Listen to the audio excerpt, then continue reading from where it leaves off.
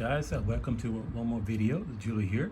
Today I'd like to do an unboxing of some interesting books that I got today. I just ordered yesterday and they came today first thing in the morning. So I say this a lot, but that's why I love buying stuff here in Japan. Delivery is really fast. So without further ado, let's open these books and see what we have here. Okay.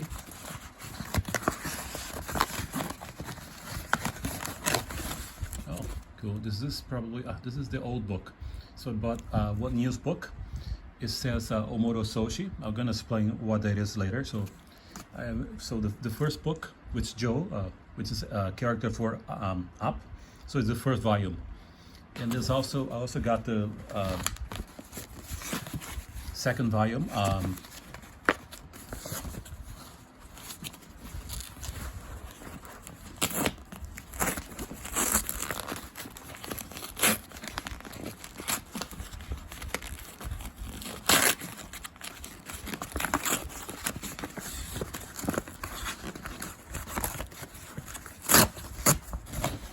This is the new book.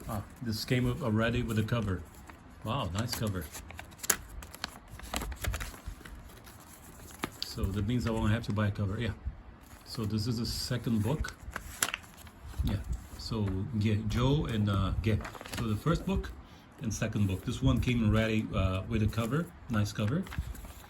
Okay, so let me explain to you what Omoro Soshi means. So this refers to Okinawan literature. It's an anthology of ancient and medieval songs and poems known as Omoro. Omoro is kind of means a song. It's related to the Okinawa and the Amami Islands. So if you're not familiar with the Japanese geography, Amami is a group of islands that stretch from the south of Kagoshima. It's kind of in between Kagoshima and Okinawa Islands. So if you take a look at the map of Japan, you see you go all the way south to the province of Kagoshima, and you go south from there, you see Amami. It's a place actually I'd like to visit. So this refers to literature from Okinawa and Amami Islands. So when was that written? It was written from 1531, started by King Shosei, and it was finished in 1613 by the King Shone. So it comprises 22 volumes, and it has a total of 1,553 omoro, or as I said before, songs. It was written in Old Okinawan, which to me is something very interesting because if you know me for a while, you know that I lived in Okinawa 3 years ago from 1994 to 1995, and I studied the Okinawan language, that is modern Okinawa, which I'm reviewing now. And this book is actually because I'm thinking of applying again to a PhD. Probably I'll use this Omoro Soshi. I'll try to get a theme for a research and apply again. So and the content, just to finish the video, just to tell you what this book is all about. Mainly, it has diverse themes, such as hymns praising the king and the royal family. It chants for the construction of castles, which in Okinawa is a very interesting word, which is called gusuku. And it also has songs about navigation, trade, and seafaring.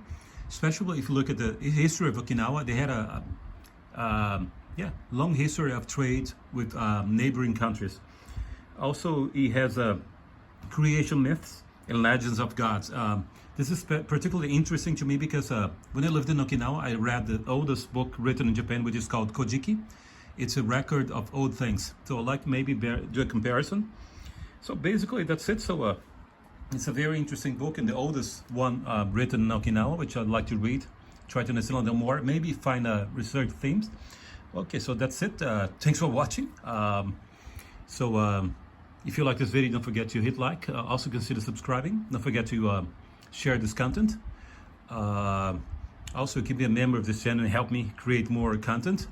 You can also support me on Patreon, which actually I haven't been writing for a while already. You can support me also on PayPal. I'm on TikTok, posting mainly on martial arts. Just take a quick look here. Yeah, I have a lot to read. So let me read this a little and try to get a glimpse of it, and let you know what I think. So I have a lot to study. So 2 books about the Omuro Soshi. Yep, that's it. I have lots of fun for a long time. So thanks for watching. See you in the next one. Bye bye.